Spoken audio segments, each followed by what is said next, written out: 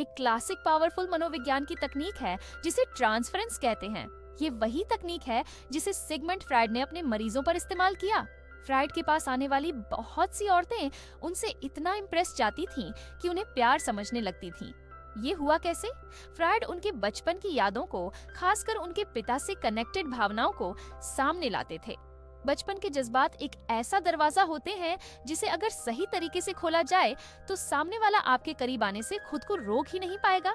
वो दिन जब हम मासूम, बेफिक्र और महफूज महसूस करते थे, अगर आप इन जज्बातों को सामने लाने में कामयाब हो जाते हैं तो आपके और उस औरत के बीच एक ऐसा रिश्ता बन सकता है जो उसकी सोच से भी गहरा हो।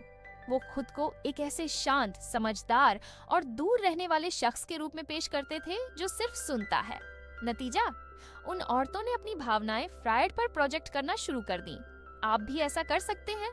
जब भी उस औरत से बात करें, उसे बचपन की यादों में ले जाने की कोशिश करें। उससे पूछें, तुम्हें बचपन में सबसे ज्यादा खुशी किससे मिलती थी? या तुम्हारी जिंदगी का सबसे मासूम पल कौन सा था? जब वो आपको अपने बचपन की बातें बताएगी तो आप उसकी कमजोरियों और जज्बातों को समझ पाएंगे। अब ये आपकी चालाकी पर है कि आप इन जज्बातों को कैसे इस्तेमाल करते हैं। क्या वो बचपन में सुरक्षा चाहती थी या उसे किसी मजबूत कंधे की जरूरत थी? आप वही भूमिका निभाइए, उसके अंदर के खालीपन को भरिए, उसे महसूस कराइए कि जो चीजें वो खो चुकी है वो सब आप उसे वापस दे सकते हैं। लेकिन एक बात का ध्यान रखें, सुनने वाला बनिए पर खुद को उसके भावनात्मक झंझटों में न उलझने दीजिए। आप वहाँ सिर्फ एक शांत कोच की तरह मौजूद रहिए जो हर जवाब सुनता है, हर दर्द समझता है, लेकिन अपनी जगह पर स्थिर रहता है। इस स्थिरता से वो आपको और भी ज्यादा सराहेगी। उसे ये दिखाने के बजाय कि आप उसके पीछे भाग रहे हैं, अपनी मौजूदगी से उसे ऐसा महसूस कराइए कि उसकी जिंदगी में आपकी कमी है। उदाहरण के लिए, अगर वो किसी पार्टी में है तो वहाँ अपनी उपस्थिति को ऐसा बनाइए कि वो आपको नोटिस करे, लेकिन ध्यान रहे उसे इग्नोर करें ताकि उसके अंदर एक जिज्ञासा पैदा हो कि आखिर आप ऐसा क्यों कर रहे हैं। नील स्ट्रॉस ने इसे पुश पुल टेक्निक का नाम दिया है अपनी बुक द गेम में। इस टेक्निक में आप किसी को अपनी ओर खींचते हैं और फिर अचानक से दूर हो जाते हैं। इससे सामने वाले के अंदर एक डर पैदा होता है कि कहीं वो आपको खो न दे। अब बात करते हैं लव बॉम्बिंग की, जो डार्क साइकोलॉजी का एक बेहद असरदार तरीका है। किसी महिला को इम्प्रेस करने के लिए शुरुआत में उसे इतना स्पेशल फील कराइए कि वो आपको लेकर उत्सुक हो जाए। उसकी तारीफ कीजिए, लेकिन ध्यान रहे तारीफ में सच्चाई के साथ थोड़ा रहस्य भी जोड़ें। जैसे, तुम्हारी पर्सनैलिटी देखकर लगता है कि तुम हर किसी को अपनी ओर खींच लेती हो, लेकिन तुम्हारे अंदर कुछ ऐसा है जो औरों से अलग है। एक और महत्वपूर्ण तरीका है नेगिंग।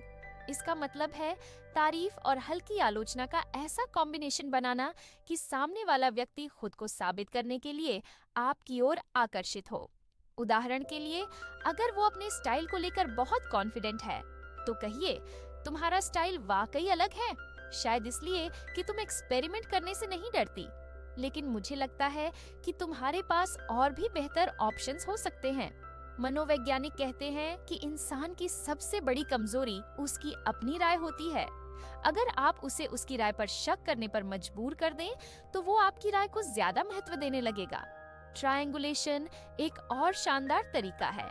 इसमें आप अपनी जिंदगी में दूसरी महिलाओं की मौजूदगी का जिक्र कर सकते हैं, जिससे वो महिला आप पर ध्यान देने के लिए मजबूर हो जाए। उदाहरण के लिए, पिछले हफ्ते मेरी एक फ्रेंड ने मुझसे कहा कि मैं दूसरों को बहुत जल्दी समझ लेता हूँ। मुझे लगता है शायद वो सही थी।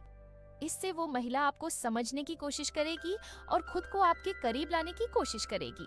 अब बात करते हैं सबसे असरदार टेक्निक की, गिल्ट ट्रिपिंग।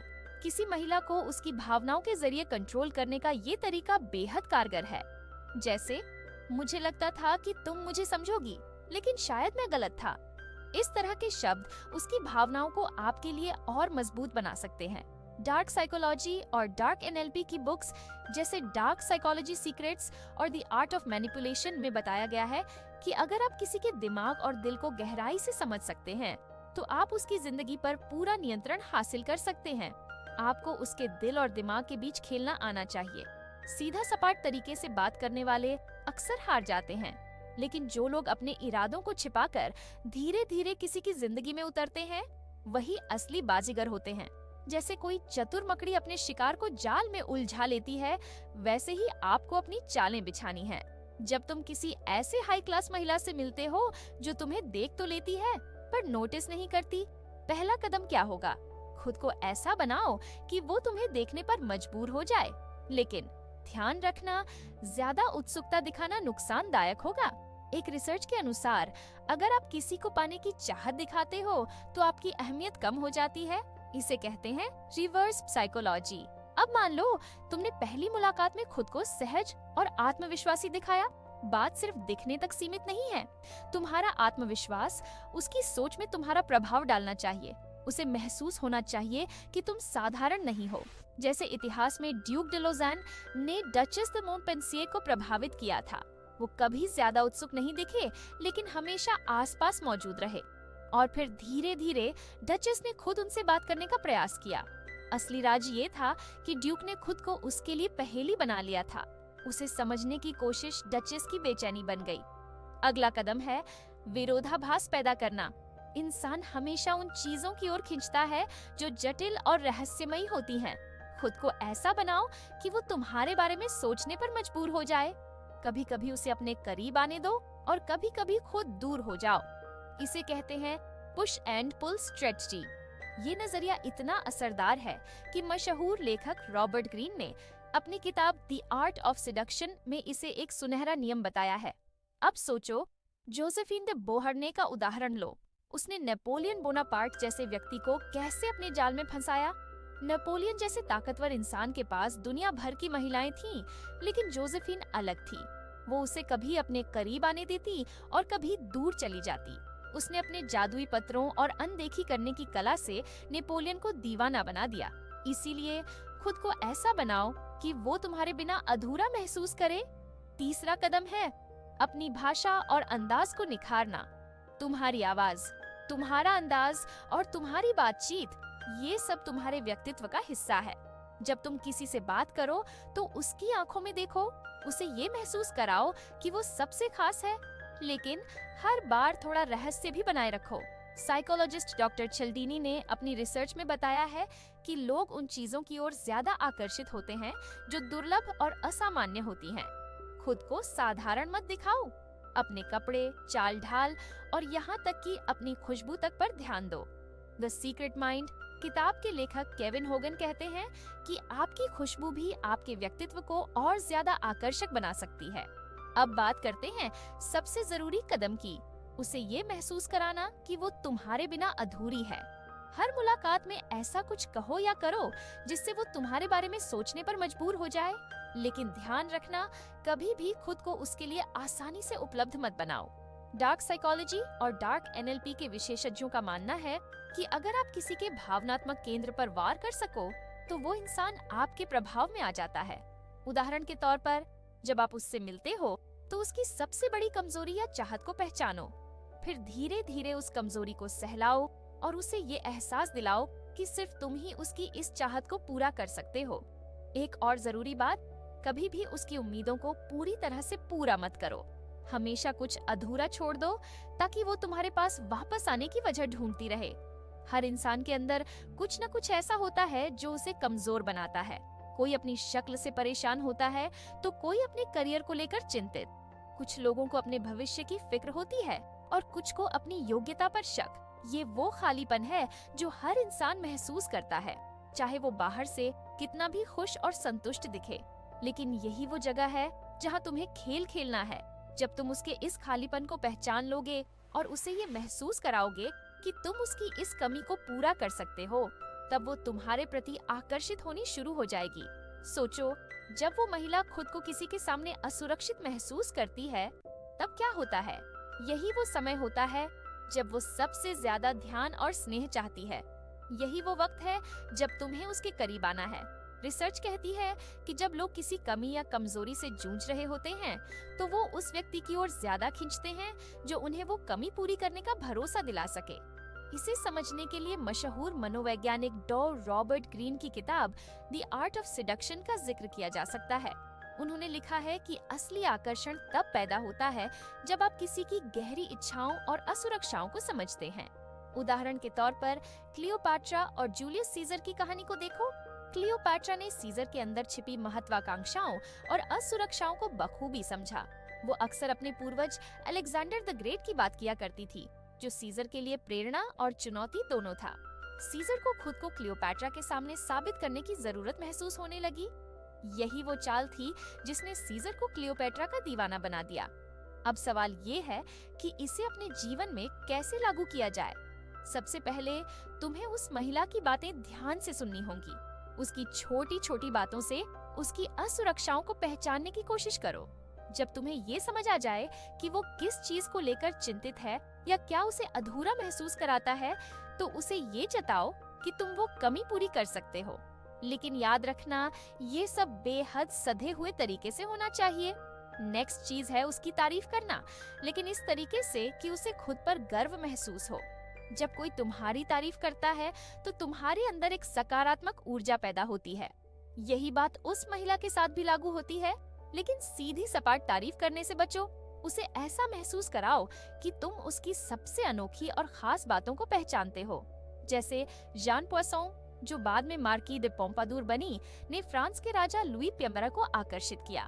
उन्होंने राजा की उन खूबियों को सराहा जिन पर खुद राजा ने कभी ध्यान नहीं दिया था। उन्होंने राजा को कला और वास्तुकला में रुचि लेने के लिए प्रेरित किया, जिससे राजा खुद को एक नए रूप में देखने लगे। तुम्हें भी इसी तरह से उस महिला के व्यक्तित्व को एक नई दिशा देनी होगी। उसे ऐसा महसूस कराओ कि तुम उसे बेहतर इंसान बना सकते हो। अगर वो अपनी खूबसूरती को लेकर चिंतित है तो उसकी तारीफ करो, लेकिन इस तरह से कि वो खुद को असाधारण महसूस करे। अगर वो अपने करियर को लेकर परेशान है तो उसे सुझाव दो और उसके आत्मविश्वास को बढ़ाओ। इसके साथ ही तुम्हें उसकी पसंद नापसंद को समझना होगा। इंसान स्वाभाविक रूप से उन लोगों की ओर आकर्षित होता है जो उसकी सोच और पसंद नापसंद से मेल खाते हैं। अगर वो महिला किताबें पढ़ने की शौकीन है तो उससे उसकी पसंदीदा किताबों के बारे में बात करो। अगर उसे संगीत पसंद है तो उससे उसकी पसंदीदा धुनों पर चर्चा करो। जब तुम उसकी रुचियों में दिलचस्पी दिखाओगे तो वो खुद तुम्हारी ओर खींचने लगेगी। लेकिन एक बात हमेशा याद रखना, उसकी तारीफ और उसकी रुचियों में दिलचस्पी दिखाने के दौरान भी खुद को एक रहस्य बनाए रखना बेहद जरूरी है। अगर तुम उसे ये महसूस करा दोगे कि वो तुम्हें पूरी तरह से समझ चुकी है, तो उसका आकर्षण खत्म हो जाएगा।